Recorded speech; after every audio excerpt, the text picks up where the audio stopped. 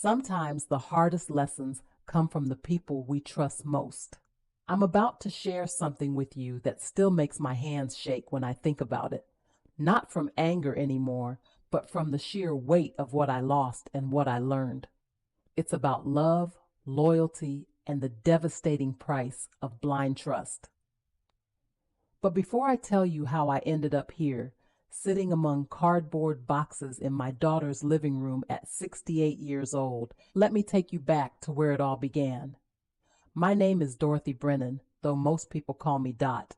I'm a retired nurse, or at least I was until recently. These days, I'm back to doing part-time care work, but we'll get to that. I have gray hair that I keep in a low ponytail, green eyes that have seen too much, and hands that are still steady enough to start an IV line, even after everything. I met Robert Brennan in 1983 when I was 26 years old. He was a loan officer at First National Bank, handsome in that clean-cut way that made mothers approve and daughters swoon.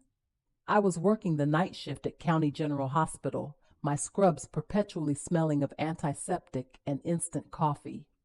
We met at a friend's barbecue on a rare Saturday when I wasn't working. Robert had a confident smile and talked about building a future, about stability and family. After the chaos of my childhood, my father left when I was 9, my mother worked 3 jobs. Robert's vision of a solid, predictable life felt like a life raft. We got married 6 months later, in January 1984. It was a small ceremony at City Hall, followed by dinner at an Italian restaurant where the pasta cost more than I made in a day. I remember being so happy, so certain that I'd finally found my safe harbor. But before the wedding, Robert's father, Harrison Brennan, a stern man who'd made his money in real estate, insisted we sign a prenuptial agreement. I was uncomfortable with it, but Robert assured me it was just a formality, something to make his father happy. "It doesn't matter, Dot," he said, squeezing my hand. "We're going to be together forever. This piece of paper means nothing." I was young and in love, and I signed without reading it carefully. The lawyer, Harrison's lawyer, explained something about protecting premarital assets and future acquisitions. I barely listened. What did I have to protect? A beat-up Honda Civic and $3,000 in savings? Our early years were lean. We rented a 1-bedroom apartment above a dry cleaner on Maple Street. The smell of cleaning chemicals seeped through the floorboards, but the rent was cheap. Robert was building his career at the bank. I was working rotating shifts, days, evenings, nights, my body never quite adjusting to the constantly changing schedule. I'd come home at 7 in the morning after a 12-hour shift, and Robert would be putting on his tie, heading to work. We were like ships passing, but we were saving. Every paycheck I'd deposit my earnings into our joint account, keeping maybe $50 for myself for the month. Robert managed the finances. He was the banking expert after all. He showed me spreadsheets and charts about compound interest and investment strategies. I was too tired to pay much attention. I trusted him. In 1990, we started seriously looking for a house. I was 33. Robert was 35. I'd been nursing for 11 years by then, had moved from night shift to day shift, then to the intensive care unit where the pay was better, but the stress was crushing. I held the hands of dying patients, comforted their families, worked doubles when the hospital was short-staffed. Every extra shift meant money toward our dream. We found the house on Riverside Drive in 1992. It wasn't much, a 3-bedroom ranch with a cracked driveway and a yard full of weeds, but it had good bones and a porch where I could picture us growing old. The asking price was $145,000. We'd saved $40,000 for the down payment. Robert handled the mortgage application. "Better to put it in my name," he said.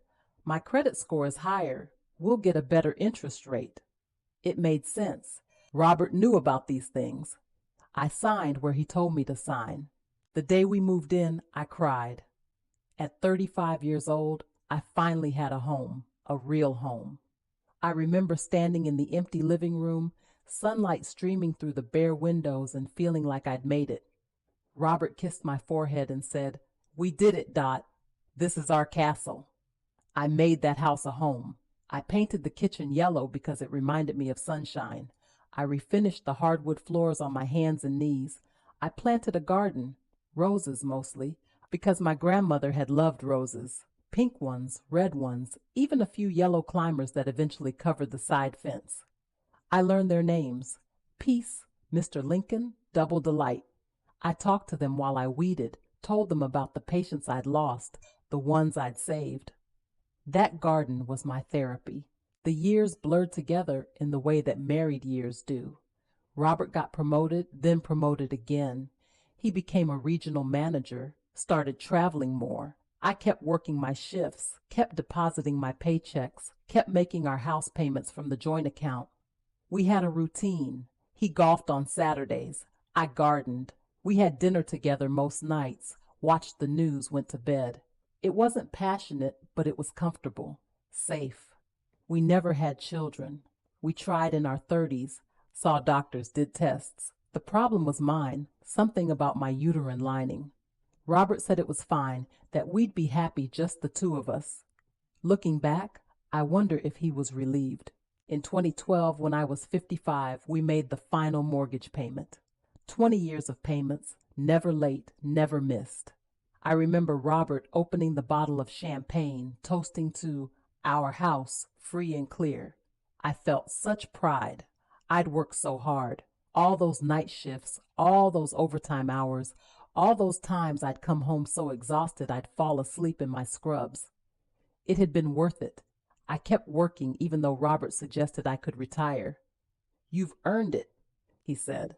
But I liked nursing. I liked feeling useful. Plus, we were building our retirement fund. I wanted us to be comfortable, to travel maybe, to see Europe like we'd always talked about. Robert joined a gym when he turned 60. He said his doctor had warned him about his cholesterol, told him to exercise more. I thought it was wonderful. He'd leave early in the morning, before I headed to work, come back energized. He lost weight, bought new clothes. I was happy for him. He seemed younger, happier. Then came the morning. Everything changed. It was a Tuesday in March 2020, right when the pandemic was starting, when everything felt uncertain. I was 63, planning to work another 2 years before retiring. Robert and I were having breakfast. Oatmeal for him, toast for me. The news was on, talking about lockdowns and case counts. Robert cleared his throat in that way he did when he had something important to say. "Dot, we need to talk." 5 words. That's all it took for my world to tilt. He wanted a divorce. He'd met someone at the gym. Her name was Jennifer. She was 45, a personal trainer with energy and vitality. He said he felt alive again, that he deserved to be happy, that we'd grown apart. He said it calmly, like he was explaining a loan application to a customer. I couldn't breathe. 42 years. 42 years of marriage, and he was leaving me for someone young enough to be our daughter. If we'd had a daughter. I asked all the questions you'd expect. How long? 1 year. Did he love her? He thought so. What about us, our life, our home? He was sorry, but he'd made up his mind. I didn't fight. I was too shocked, too hurt, too exhausted. The pandemic had made my shifts even harder. Patients dying alone, families unable to say goodbye, nurses working without adequate protection. I was already running on empty. This broke me. We separated that spring. Robert moved in with Jennifer. I stayed in the house, among my roses, crying into my pillow at night where no one could hear. My daughter, Lisa, who lived across town, begged me to get a good lawyer. "Mom, protect yourself," she said. But I couldn't think straight. I just wanted it to be over. The divorce mediation happened in July 2020 over Zoom because of the pandemic. Robert's lawyer was a sharp woman in an expensive suit, even on video. My lawyer was a kind but overworked man I'd found through a referral. That's when they brought out the prenuptial agreement. I'd forgotten about it. Completely forgotten. But there it was, my signature from 1984. young and loopy. Robert's lawyer explained it slowly, like I was a child. Assets acquired during the marriage in one person's name belonged to that person, unless there was clear evidence of joint contribution. But I paid for half that house, I said, my voice shaking. More than half. I worked for 40 years from a joint account, Robert's lawyer said smoothly. Do you have documentation showing what percentage of each mortgage payment came from your individual earnings versus your husband's? I didn't. Why would I? It was our money, our account, our house. Or so I thought. The house was in Robert's name alone. The prenup was clear, my lawyer argued, but he was outgunned. In the end, I got $40,000, described as compensation for household contributions and goodwill. $40,000 for 40 years of work, for a house worth $320,000, for a marriage I'd given everything to. I signed the papers in August. My hand shook so badly I could barely hold the pen. Robert married Jennifer 3 months later. They had the ceremony in the backyard of what used to be my house, under a white tent, surrounded by my roses. Lisa told me about it. She'd driven by and seen the setup. I didn't go, obviously, but I imagined it. Jennifer in a white dress, probably, Robert looking proud, guests drinking champagne in the garden I'd planted and tended for 28 years. I tried to stay in a rental for a while, but rent prices had skyrocketed during the pandemic. I was 65, newly divorced, and needed to figure out my housing situation. The $40,000 wasn't enough to buy a house outright, not anywhere in our city. I talked to lenders. At 65, getting a 30-year mortgage was nearly impossible. I could get a 15-year loan, but the monthly payments would be crushing. I found a small condo, 2 bedrooms, 1 bath, no yard, for $160,000. I put down the $40,000 and took out a 15-year mortgage. The monthly payment was $1,100 plus another $300 in association fees. My pension and Social Security covered maybe half of that. So at 65, when I should have been retiring, I went back to work. Part-time home care nursing, visiting elderly patients who needed help with medications, wound care, basic assistance. The irony wasn't lost on me. I was nearly elderly myself, caring for people who were often better off financially than I was. I kept working. I kept making my mortgage payments. I didn't have money for anything else. No travel, no restaurants, no new clothes. I shopped at thrift stores, cut my own hair, lived on rice and beans. Then in April 2022, Lisa called me at 6 in the morning. Robert had died.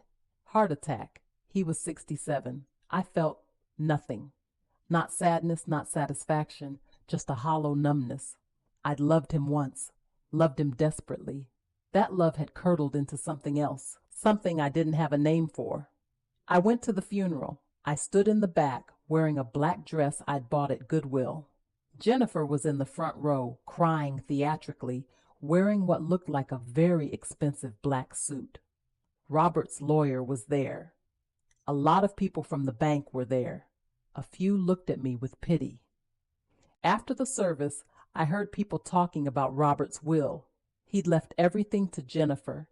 The house, his retirement accounts, his life insurance, everything.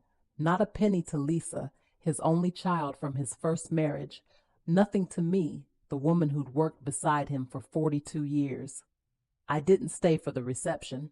I drove home to my little condo, sat on my secondhand couch, and stared at the wall. Lisa came over that evening. She was furious, talking about contesting the will, about how unfair it all was. But I was tired, so tired. "Mom, you have to do something," she said. "What would you have me do, honey?" I asked. I signed the prenup. I let him put the house in his name. I trusted him with everything. Every choice I made led to this. She cried then, and I held her, this strong woman I'd raised mostly on my own while Robert worked late and went on business trips. I'd given her what I could, but it had never been enough. I'd always been too tired, too stressed, too absent. Now, at 68, I live in that condo. I'm still working part-time, though my knees hurt and my back aches. I'll be making mortgage payments until I'm 80. I have maybe $5,000 in savings. My retirement is gone. Half of it went to legal fees during the divorce, the rest to living expenses when my part-time work wasn't enough. I see Jennifer sometimes around town. She drives Robert's Mercedes. She still lives in my house. I wonder if she tends to my roses or if she's let them die. I wonder if she knows that I chose the paint color in the bedroom, that I stayed up nights refinishing the floors, that I planted every single thing in that yard. But I don't wonder for long. It hurts too much. People ask me if I'm bitter. I suppose I am, though I try not to be. Bitterness is like drinking poison and expecting the other person to die. Robert is already dead. Being bitter won't change anything. What I feel most is regret. Regret that I was so trusting, so naive. Regret that I didn't ask more questions, didn't insist on putting my name on the house, didn't read that prenup carefully, didn't keep separate accounts and separate documentation. Regret that I confused love with blind faith. I think about the young women I see sometimes getting married, starting their lives together. I want to shake them and say, protect yourself. Love doesn't mean losing yourself. Trust doesn't mean being stupid. Here's what I've learned, what I would tell anyone who'll listen. Love your partner, but protect yourself legally. Put your name on shared assets. Read every document you sign. Keep records of your financial contributions. Don't assume that because someone loves you, they'll always treat you fairly. People change. Feelings change. The person you marry at 26 might not be the person you're divorced from at 65. Work and sacrifice are good, but not at the expense of your own security.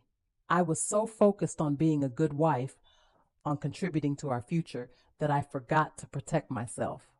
I thought my work, my loyalty, my 40 years of service would be enough. They weren't. Being financially dependent on anyone, even a spouse you trust, is dangerous. I had a job, I made money, but I let Robert control it all.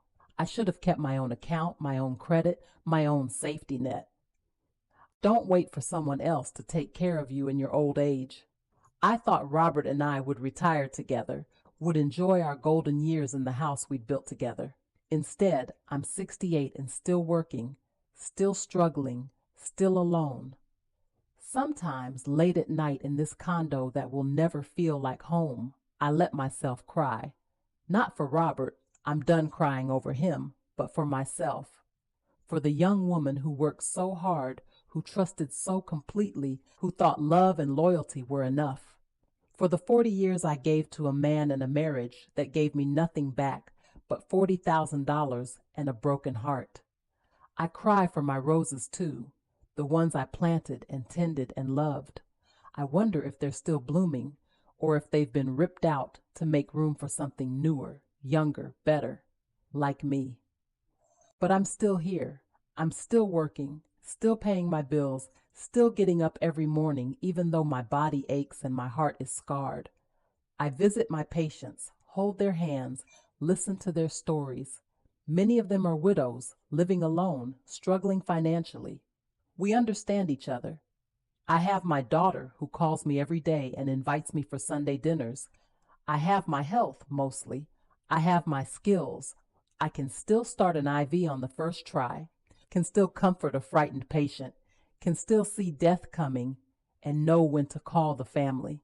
And I have my story, painful as it is. If sharing it helps even one woman protect herself, insist on her name on the deed, read the fine print, keep her own savings, then maybe, just maybe, these 40 years weren't completely wasted. I worked 40 years to buy our home. My husband gave it to his new wife. That's my story. That's my expensive, painful lesson. I paid for it with my youth, my labor, my trust, and my future. Don't make the same mistake I did. Love is beautiful, but it's not enough. Protect yourself. Always protect yourself. Because when everything falls apart, and sometimes it does, you need to be able to land on your own 2 feet. I'm still learning to stand on mine.